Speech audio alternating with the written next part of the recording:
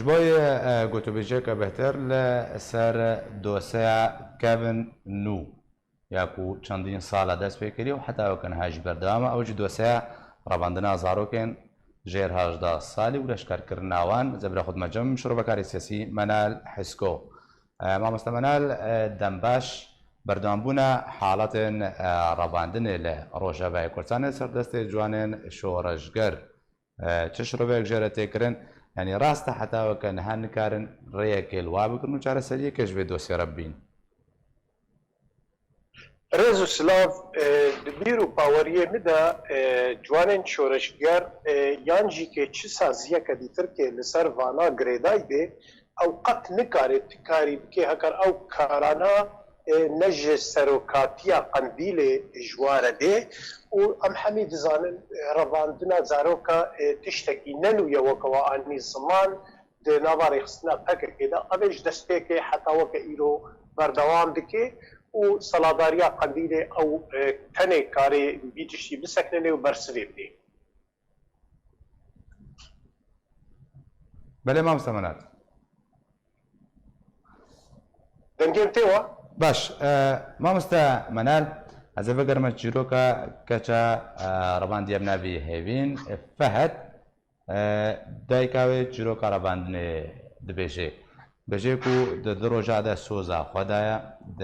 پشتر نامه یک جرهاتیه به کردی و سلوگان هری مازنج بو کردستان تیدنه یعنی رباندنا به زارو که تبلیغ کرنا و دما دروجه ده کو اود بجه چیرو کار رباندنا اگر دسپیکا بورتنه ده تعمده به تل چیرو کا احسان دی یعنی چه واتک چه تگشتنک جو چیرو که تفیا کره باوریم ده از چیروکا جهازار چیروکا ندما گزارو که کرد رواند نو کرنا قادا شرط دما پرس جوابته تکرن برسف دویشه و یدبیجن انو او زارو بخواب بقناعت خواب برزا فهات تبلیمه بویا لی ام حمیجی که دزانن زارو دبر پرساریا فامیلیا خوده یا حتی عمرکی و او عمر دقركه بكيماي حفظه درباس كر من حجز صالي به لمخابن بككي تمو تمالباتي كرد زاروكي كرد سر سميان كرد وكا ملك واملاك شفرديتيه چه ما بخوازي كاري چه بريار حقي واده بده هاجر البيرامه به دما داويدا قالكي امزام هي داويدا زاروكي قول عامودي هاتنا رواندن زاروكي قول شعبه هاتنا رواندن زاروكي قول حميده غراتينا رواندن تموتم يان سوزي بدروادن مال هاتنا يانجي حنجتي بوش وفالا ددن ويانجي كي داويدا برسوكا كودانا دايكا فيكسي انه او بداخوازا خوا درباسی نافرخی شورش گرابویا و تشتکی راستی تیدا تونه یا تشتکی پیل کرنا مافی زاروکیا باشا ما مستمر زي مسار او داخواني كوهاتي بلاب كرنو تيدا فيدا بجيه مع هنجيل قال هسداوي بابن بن بريكفتناك وصالا بوري هاتي مذكرن كويدي صاروا كي خوار هاج صالي نانا رباندن دەست پێکە دەخڵان شروباتە دوێ دەربارە دەچێت ئەو داخوایانی گەلۆ پێکەنینەش بۆی ڕایە گشتیانژی وێ کار پێ بکەن باوەریە بدەتە تەرەفێک ئەو بخۆشی کە تاوانبارن دەڕەڤاندنا زارۆکە دە یعنی ئیرۆ کیە تەرەفێ پەکەکێ پەیە دێ و ئیرۆژی کێ قەسە دێ دناو دەیە ئەبغا هاتیە بە هەفتورە پشتی کە ساڵێک زێدەتر دەسەر ئەوێ ئەمزا مەزلوم عەبدێرە دەرباس بوو و ئەو ئەمزاوینا نەکاری بوو یەک گاوێ بسەر بخێ ژوێ دەمبێ حتا ئیرۆ سەدەی زارۆکە هاتنە ڕەڤاندن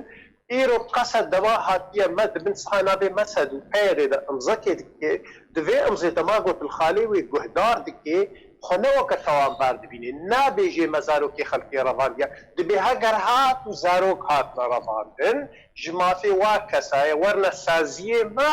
yanî weke dibêjê ê qatil û hakim yeke divê meselê da yanî tiştekî pêkenîneke nerast nedurist e ya nawna gereke ev ittifaq di berî wê nade gerek xaleke giring tê dabî ew zarwên cema em ê wa vegerênin em ê uzr bixwazin em ê malbatê wa tawîd bikin û êdî em careke dî vî tiştî nakin باشا تێواتێ ماوەستا منال تێواتێ دەما کو بێژێ ئەگەر هاتنە ڕەباندن یعنی واتە ئەوەی کو حتا بەریا vê rêkefté hatine ڕەباندن destê xwe ji wa bişon kes li wan nepirse بێگومان نه حتا بێدا و سبە و دەست بەژی درۆژێ بێدەژی کە ئێ بێ لە ڕەڤاندن و ئێ دیسە خەک دەستەی خۆدوا دەبیشۆی ji ber ku xalek divê derê de pêrîna ziman dibêjin heger hat û malbat nikar bêj heqî zarokê xwe derkevê wê çaxê em karin wa zaroka perwerde bikin yanî weke tu bêjî xaleke vekirî meşrû ji xwe re careke dîtîtina lê tiştê herî balkêş cîheteke gom di dihê zaroka di destê wan e ya û revandîne û balge û hemû tiştena dibê heker hat û tiştê wa bû yanî têta wê manê me tu tuş nekiriye ev tiş aslan em nakin û ev li dijî vakiriyana ev divê de pêkenîneka bi rastî jî ez bawer nakim li ser milletê Kurd derbas bibe ev pêkenîna hena باش ده وێ داقییانە داهاتیە ما مستەمەنال بێژێ ئیدی هێزن هەسەدەوە لەشکەر ناکێ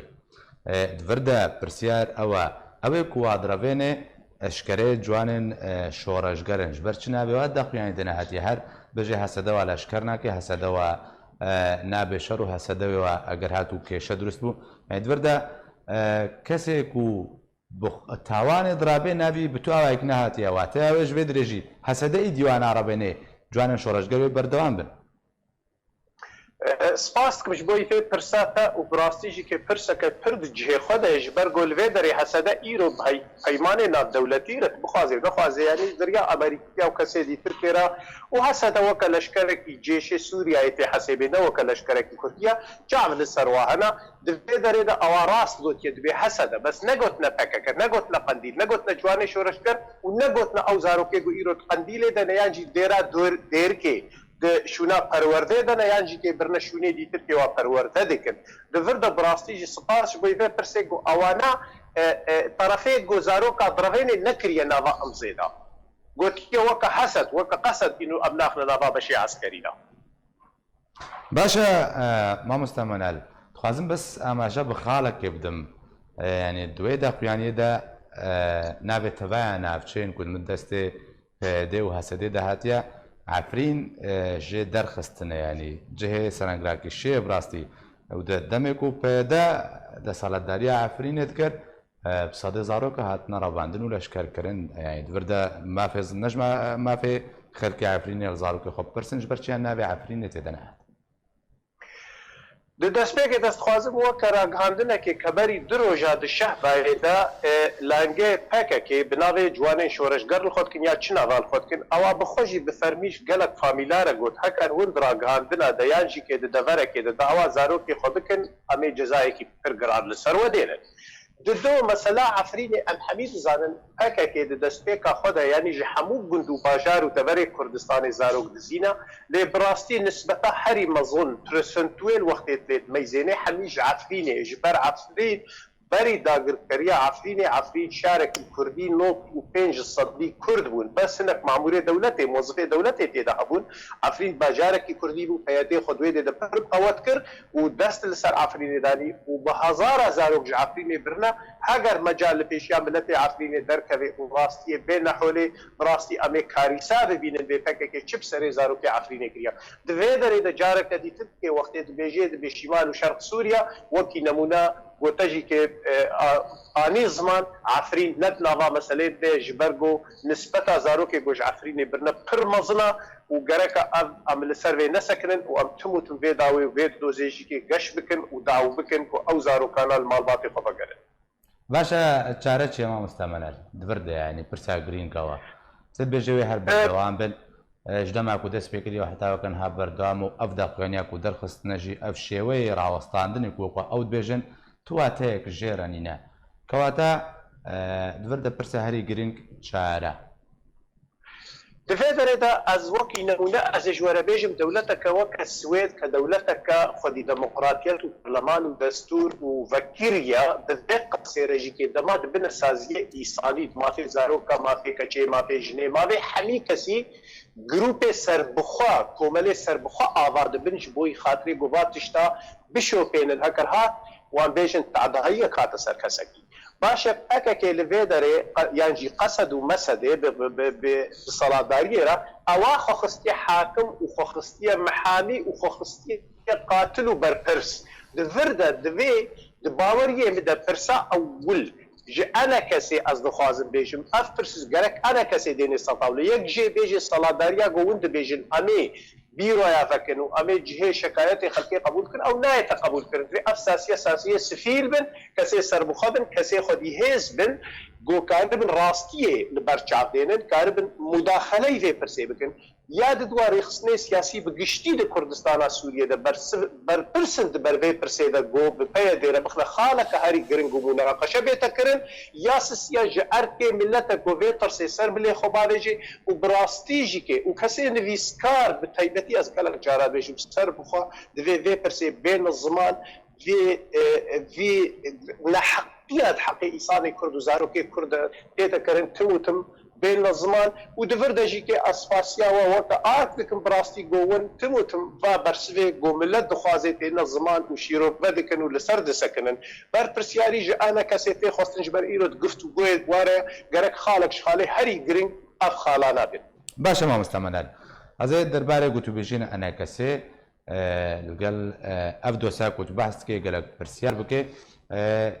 انا كاسي افدوسا جهانديا شخص مظلوم عبده برسباويجي لغوريكو عود بيجن اويكو ايدي زاروك عبره بين ايريشي شخص ويد كي شخص وي استهداف تيوكو قود بيجي يعني تفرد اگر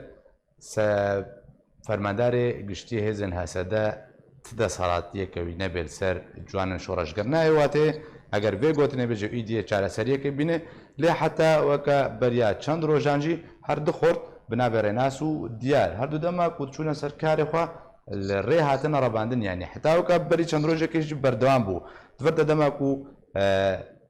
مظلوم عبده تدا صلاتي لسر نبيت فرمانا يبجينه بچواتيك تفردها شخو پرسا هری گرنگ یاکو گرکه گله کرد هر چهار پارچه کردستانی و اروپا و دنیای راستیا و بزانبه یک ایشا گفتگویا و زحمت بونا گفتگویا انا کسی قال فانا اغا انه قالوا حتى تشرا داي مظلوم عبدي كاريل بيمانا خو خدي دكوي كاريل امزا خو خدي دكوي كاري خوش بن صلاه داريا قنديل درخي قربان دفي ام في بين الزمان حتى في ساعتي تشتيغو مظلوم عبدي قلت كي جواني شورشگر وطرف قنديل بترسي ويكرنا او لضروي وقت بيجي قلباندنا معناته دفرد مظلوم عبدي يا دفي بهشكره وزلال بيجي از نکارم وی تشی مسری یا جد وی بیانه که درخی او بخوشی که بیجی به اف دشتانا گنهکاری جوان شورشگر گریدای قندیلن و قندیل یا گو فقا وقت بیجی انفرماشون ده دیوانا گوها شوی خراب بکن دفرد مظلوم کوبانی خو خستا لیستکه که ده یا الگوروی بی یا جد وی عزری خوش ملت بخواسی و راستیا خو بیجی انا کسید همو گفتگوی خدا زلال و ديار وخيايا دعوات كي ليه مظلوم عبدي حتى إيرو نزلالو ديارا ناب تيري ناكي بيجي بأز وكا قصد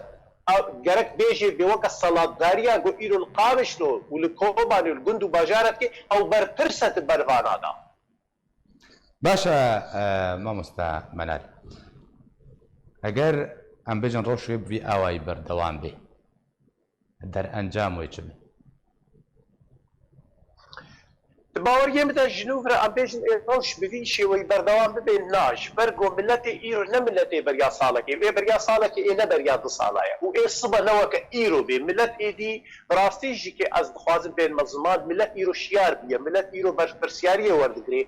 پر کسی نویسکار کسی خودی وجدان و ضمیر خودی قلم زیرین ایدی وی راستی لبرچاف ددینن و روش بروش طرف راستيه زياده تردبي روج بروج طرف